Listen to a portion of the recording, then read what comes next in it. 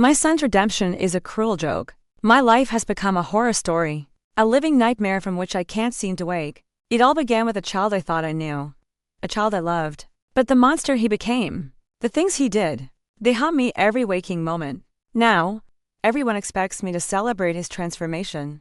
They want me to throw a party, offer forgiveness, and proclaim my undying pride. But how can I celebrate a monster? I'm not proud of my son.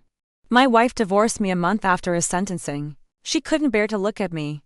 Said I reminded her too much of him. This Saturday marks 18 months of sobriety for my son. He finally got his GED this year, and will be starting community college at the end of August. He even landed a job, one that I didn't have to pull strings to get for him. He's supposedly moving into his own apartment soon, and astonishingly, hasn't missed a single appointment with his therapist. He's doing everything you'd expect from a precocious 17-year-old who went through a rough patch, after falling in with the wrong crowd.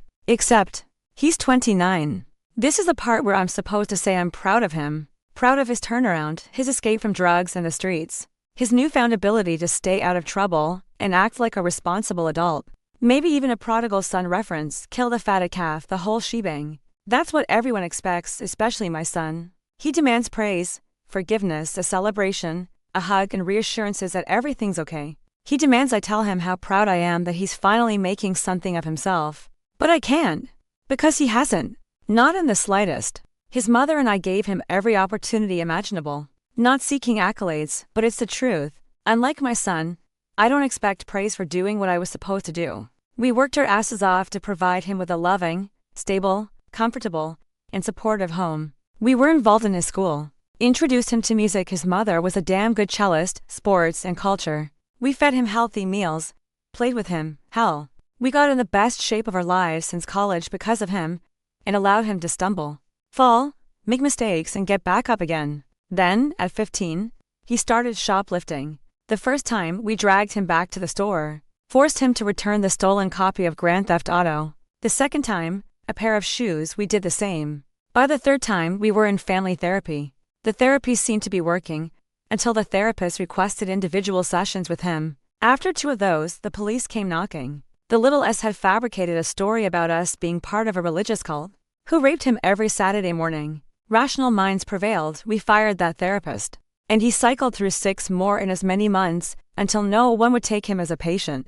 By 16, he was drinking. Then we found pot in his bedroom. Then, needles. Eventually, he started leaving them out on purpose, just to F with us. Those were his exact words. He had his first intervention and first stint in rehab that year, followed by his first relapse shortly after. He had to repeat a year of high school at 17, becoming the ringleader of a group of young degenerates, who saw him as some kind of titanic mentor shaman who could hook them up with whatever they wanted. I'm damn sure he started messing with one of his gang's younger sister around then.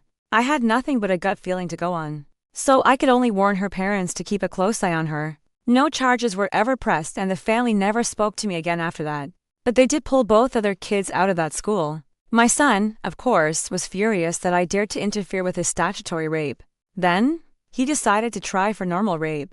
While I was away, he spent an uncharacteristically quiet night at home, putting on his best behavior. After his mother went to sleep, he followed her to her bedroom. He took a knife with him. He crept into the room. I don't know exactly what happened next. I know he held her down and tried to undress her.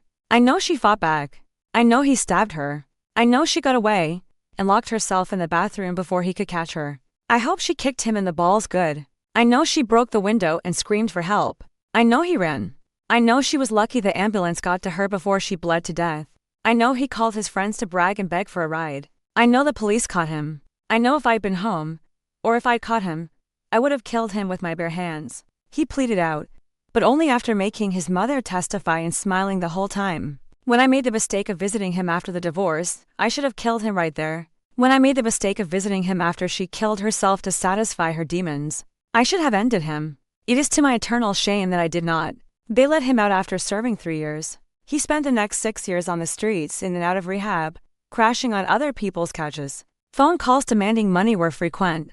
Eventually, I refused to talk to him unless it was to drive him back to rehab, and I stopped completely after he stole my wallet. His mother's sister, bless her naive heart, approached me with crocodile tears in her eyes. He pretended to apologize. I slammed the door in their faces. His aunt then barged in, trying to shame me into forgiving the man who raped my wife and indirectly cost her life. He stayed outside, slashed my tires, threw a brick through a window, and drove off in her car. His aunt had no idea he'd taken our keys or that he'd been armed the whole time. Now, she blames me. He guilted her into letting him stay with her, went to rehab, and inevitably relapsed.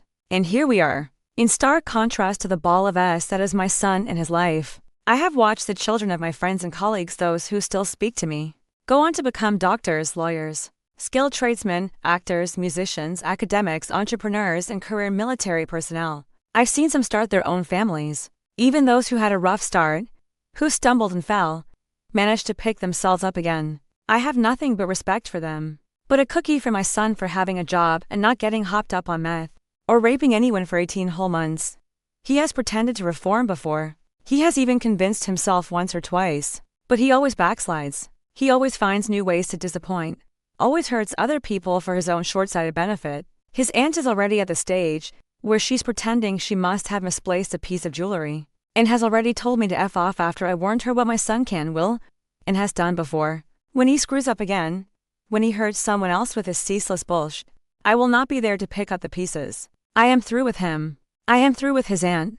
I cannot talk to her without being overcome with rage and shame as I see the stupid hope I used to have that my son would ever amount to anything. I do not need any more disappointment and failure in my life. I am not proud of my son. I am sorry for inflicting him upon the world. Spot on comments. Comment 1. Honestly, I cannot quantify what it is like to have kids. What I found strange was that it seemed like he continued to take calls from the kid. If he's not going to kill him, wouldn't he at least sever all connections to him? They are masters of lying and manipulation. They can mimic emotions. They can play with the mechanics of nonverbal human communication like a master pianist at his keys. The sister-in-law is just as much a victim as anyone else in here. It's possible she will be killed. Highly likely her life will be destroyed. It's certain she is going to be irrevocably hurt by this thing. She needs to be rescued. Opie, if you have anything left to give, save your wife's sister from this thing. Sociopaths are as close to pure evil as anything in this world. They are so bad that evil may not be the right term, because they are simply acting in accordance with their nature. Is it evil when a tiger kills a deer? Is it evil when termites ruin a house to make a nest? You must understand that your son was born this way. It is as much your fault as if your son had been stillborn. There is nothing you could have done to help. There is nothing you can do now. Hopefully he will be locked up before he can do any more harm. BTW, the drugs are not the core problem. They are a symptom of sociopathy.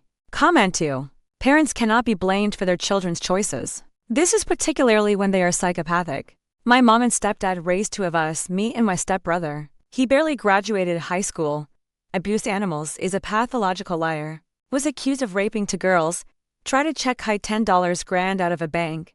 Never holds a job for more than a few months. And most recently basically ruined our family by molesting his oldest daughter. I was valedictorian, have a college degree, good job and a stable life, and always have. It isn't the parents. Psychopaths like Opie's son and my stepbrother just are. Comment 3.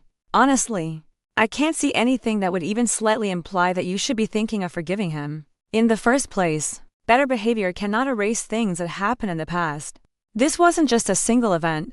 This was a horrible series of events and flat-out horrific behavior for a very long time. There is someone in my family I can never possibly forgive. There is nothing they could ever possibly do to receive my forgiveness. They do not deserve it, and there is nothing that could redeem them in my eyes. They had a direct hand in the death of someone very important to me, and nothing that could ever possibly change that. Anyone who truly thinks that you should be opening your arms and offering forgiveness is just unaware of how damaging someone can be. Comment 4. Psychopathy is not something many people know how to deal with or help them, or anything really, without them turning on you and using you. They're brilliant manipulators and are guiltless and emotionless. Unfortunately for them, they don't know when to stop, or even how to sometimes. That's a big difference between sociopaths and psychopaths. Sociopaths know how to stop themselves and when it's best to act in their favor, while some psychopaths just want to inflict pain, not all but some. There is no possible way you can change these kinds of people, only endure. If it's reassuring to anyone reading this, psychopaths also don't realize. When they're out of their depth, they take on challenges that they don't realize they can't complete, and can end up in terrible states. Sometimes they get killed in fights. Here's hoping for a sociopath.